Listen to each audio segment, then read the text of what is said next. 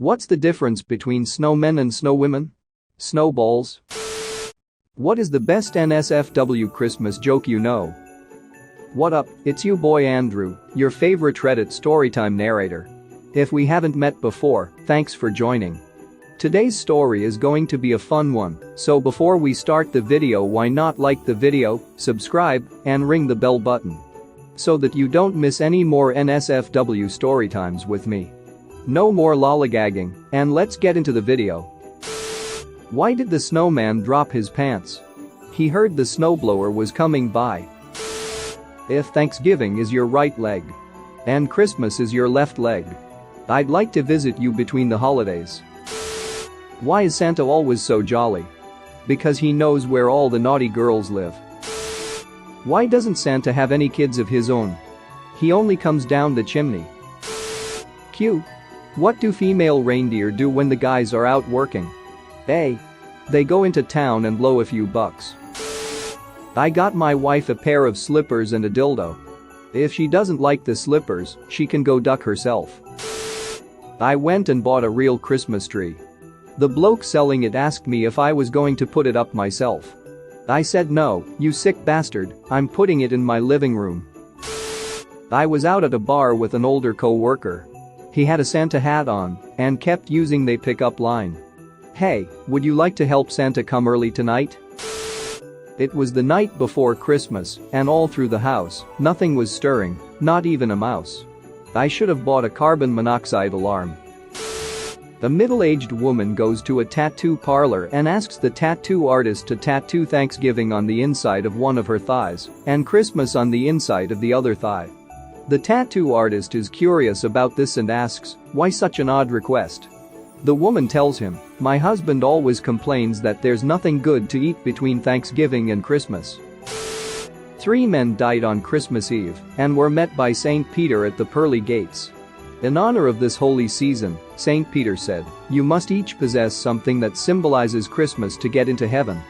The first man fumbled through his pockets and pulled out a lighter. He flicked it on. It represents a candle, he said. You may pass through the pearly gates, St. Peter said. The second man reached into his pocket and pulled out a set of keys. He shook them and said, they're bells.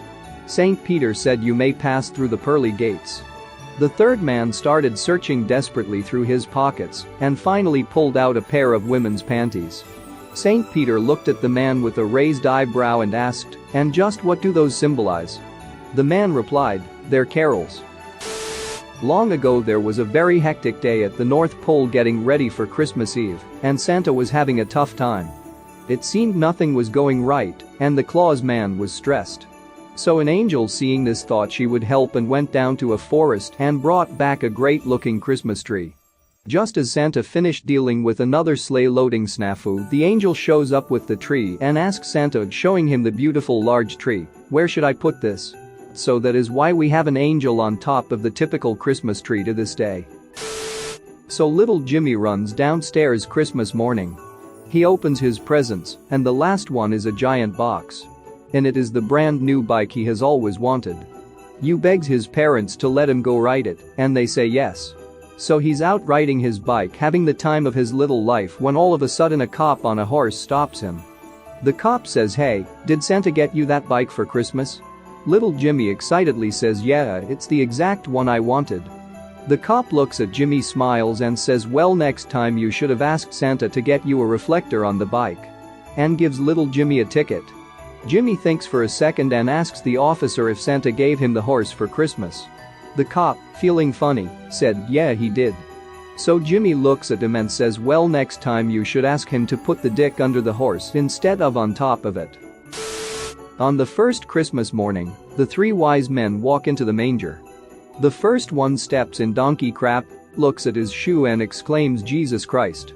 Mary looks up at Joseph and says that's a better name than Keith. A 17-year-old male walks into a drugstore. He says, I've been invited to Christmas dinner at my new girlfriend's house. Afterwards I hope there is a chance I get lucky, you know what I mean. Clerk? How about condoms then? They could come in handy. Here's a pack. The young man, after paying, walks to the door, stops, smiles, comes back. You know what, the mom is also smoking hot. I think I'll take another pack, just in case I get extra lucky. Christmas Eve comes around, the boy sits at the dinner table and doesn't say a word. After a while his girlfriend says, "If I had known you were so quiet, I wouldn't have invited you." The young man replies, "If you had told me your dad works at a drugstore, I wouldn't have come." A family is sitting around the supper table. The son asks his father, "Dad, how many kinds of breasts are there?" The father, surprised, answers, "Well, son, there are 3 kinds of breasts. In her 20s, a woman's breasts are like melons, round and firm. In her 30s to 40s, they are like pears, still nice but hanging a bit. After 50, they are like onions." "Onions?" said the boy. "Yes, see them and they make you cry." The father replied. This infuriated the wife and daughter, so the daughter said, "Mum, how many kinds of willies are there?" The mother, surprised, smiles and looks at her daughter and answers, "Well dear, a man goes through 3 phases. In a man's 20s, his willy is like an oak tree, mighty and hard. In his 30s and 40s, it is a birch, flexible but reliable. After his 50s, it is like a Christmas tree." "A Christmas tree?" said the daughter. "Yes, dead from the root up, and the balls are for decoration only." Richard comes home with a large bird cage to surprise his family for Christmas. "Honey, I went to the pet store and bought a parrot like Junior has been asking for.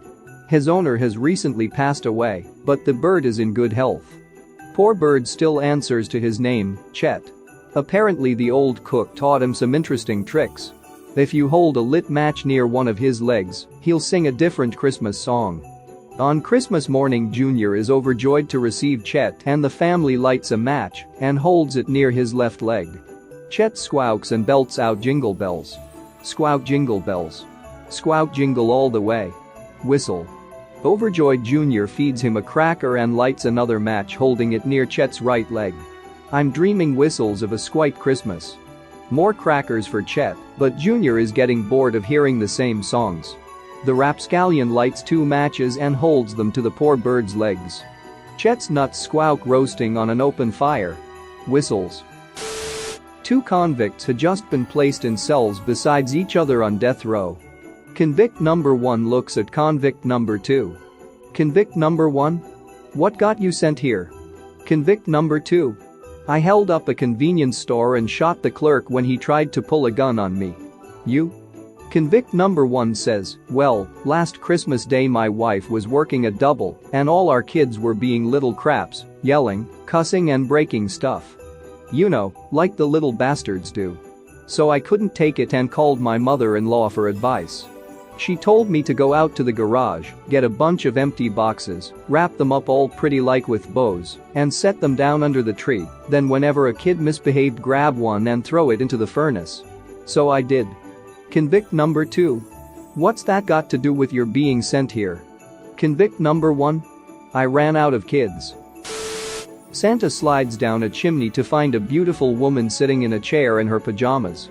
She smiles, "Hey Santa, I've always wanted to get ducked by you." Santa shakes his head, "Ho, ho, ho, Santa's gotta go. Gotta bring toys to the kiddies, you know." With that, he slides back up the chimney. Santa slides down the next chimney to find yet another beautiful woman sitting in a chair in a flannel nightgown. She smiles, "Merry Christmas, Santa. Want a duck?" Once again Santa says, "Ho, ho, ho, Santa's gotta go. Gotta bring toys to the kiddies, you know." Again he leaves. Santa slides down another chimney. This time he finds another beautiful woman wearing the sexiest lingerie. She's fingering herself furiously as Santa exits the chimney. Moaning, she cries out, "Oh Santa, duck me hard. Hey, hey, hey, Santa's gotta stay. Can't get up the chimney with my dick this way." A guy decides to buy his new girlfriend a pair of gloves for Christmas. After all, they've only been dating for 3 weeks, so it seems like the ideal gift, romantic, yet not too personal. He asks the girlfriend's younger sister to accompany him to buy them, then she can point out a pair she'd like. They go to the mall and the sister points out a pair of white gloves which the guy then buys. The sister then picks up a pair of panties for herself and buys them. But during the wrapping, the clerk mixes up the parcels. As a result, the sister gets the gloves, and the guy takes home a gift box containing the panties. Without checking, the guy rushes the gift to his sweetheart, but only after drafting this loving and helpful note to accompany it. I chose these because I notice you are not in the habit of wearing any when we go out in the evening. If it had not been for your sister, I would have chosen the long ones with the buttons, but she wears the short ones that are easier to remove. Like and subscribe for more funny, interesting, and scary r/ask Reddit videos.